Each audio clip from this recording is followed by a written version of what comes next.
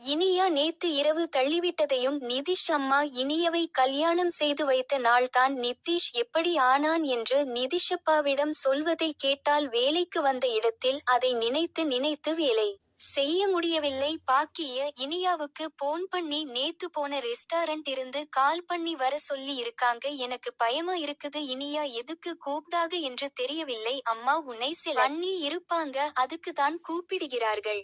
பயப்படாம போயிட்டு அவங்க என்ன சொன்னாங்க என்று எனக்கு போன் பண்ணி சொல்லிவிட்டு போனை வைத்தாள். உடனே இனிய தன் அப்பாவுக்கு போன் பண்ணி அப்பா உங்களை நான் பார்க்கணும், ஆபீஸுக்கு வர்றீங்களா? கோபி என்னம்மா ஆச்சு?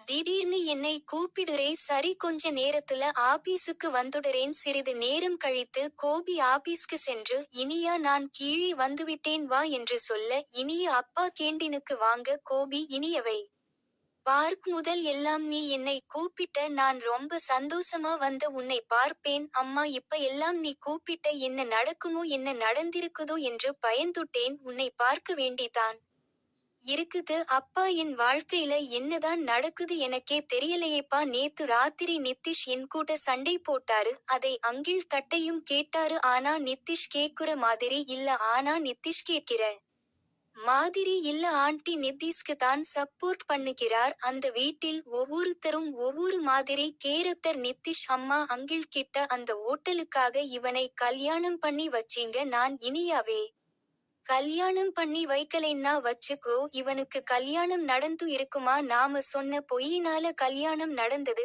அந்த குடும்பம் ஒரு இளிச்சவாய குடும்பம். அந்த ஓட்டலுக்காகத்தானே இனியாவை கல்யாணம் பண்ணி வச்சிக. அவங்க நம்மகிட்ட காட்டுற முகமே வேற. அங்க எல்லாத்துக்கும் ஒவ்வொரு முகமும் இருக்குது. ரொம்ப பயங்கரமான முகம். அப்பா கோபி ரொம்ப வருத்தமா தலைய குனிஞ்சு என்னமா பண்றது, நான் பெரிய தவறு பண்ணிட்டேன் பாக்கியா.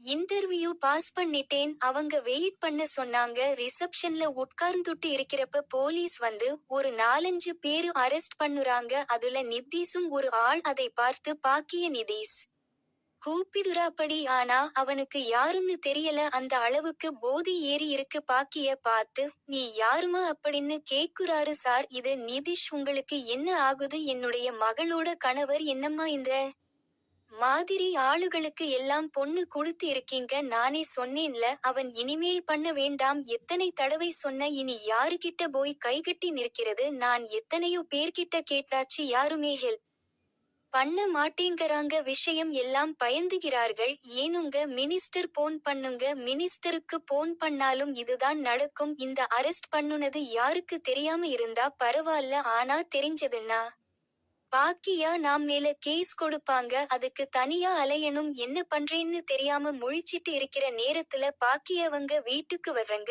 இத்துடன் இன்றைய நிகழ்ச்சி முடிந்தது.